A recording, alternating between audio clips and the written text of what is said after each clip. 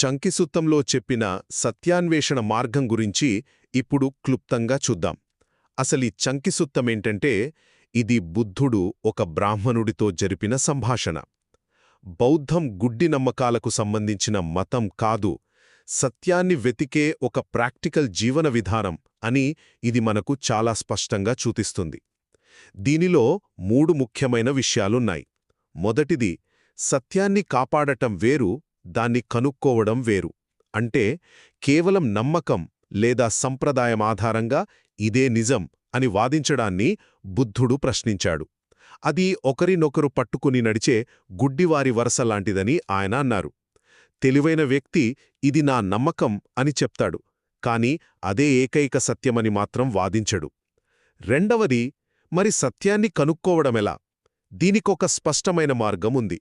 ఈ ప్రయాణం ఒక గురువును లేదా భిక్షువును జాగ్రత్తగా పరిశీలించడంతో మొదలవుతుంది. వాళ్లలో దురాశ, ద్వేషం, మోహంలాంటివి లేవని నిర్ధారించుకున్నాకే నమ్మకం కుదురుతుంది. ఆ తరువాతే వారి బోధనలు విని, లోతుగా ఆలోచించి, సాధన ద్వారా సత్యాన్ని స్వయంగా అనుభవించాలి.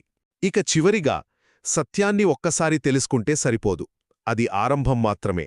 ఆ జ్ఞానాన్ని నిరంతరం అభ్యసిస్తూ దాన్ని మన జీవితంలో ఒక భాగం చేసుకున్నప్పుడే అది మన సొంతమవుతుంది.